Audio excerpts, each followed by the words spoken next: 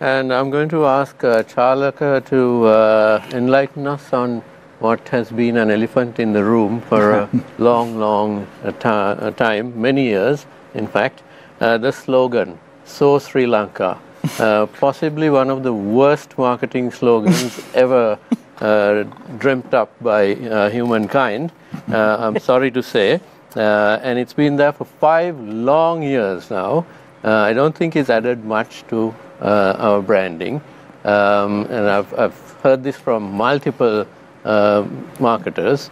And I'm sure you're going to tell us not the story of So Sri Lanka, but what's happening with the new slogan. Yeah. And so when can we expect it? Okay, for the first time, thank you very much again. For the first time, I'm going to agree with a journalist 100%. let me end the story there was for Sri Lanka. Let's keep that aside. If I ask the two of you, what does Sri Lanka stand for? What does Sri Lanka stand for as an image, as a destination? In your own thoughts, on your personal thoughts. Beaches, for me at least. Okay, for you? Experiences in a small area, which in other countries you would have to travel hundreds of miles. Spot on. Spot on. So the brief that I gave this time under the guidance of the minister as well, the brief that I worked on for actually this is not a story that I am saying, these are stories that legends have said. I always say this, I think Nishad and them are quite familiar to this line when I talk about Steven Spielberg, George Lucas and Harrison Ford, where they spent quite a number of days in Sri Lanka shooting Indiana Jones and the Temple of the Doom, where Steven Spielberg called it a studio.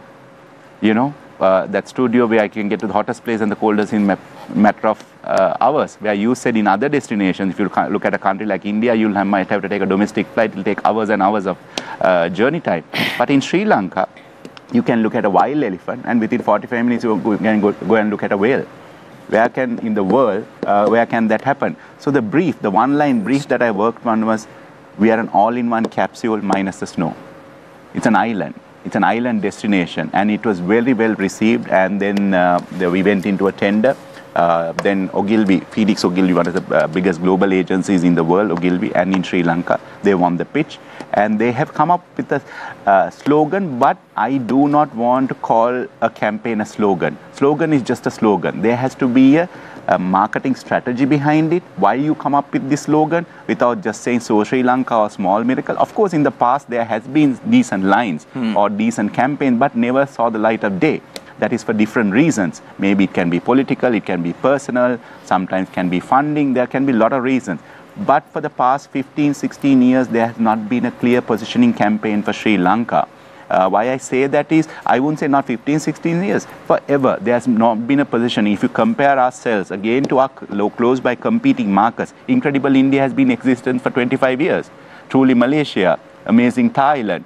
All these are clear examples. You don't, just because the government change or a minister change or a chairman change, you don't change the slogan just for your personal liking.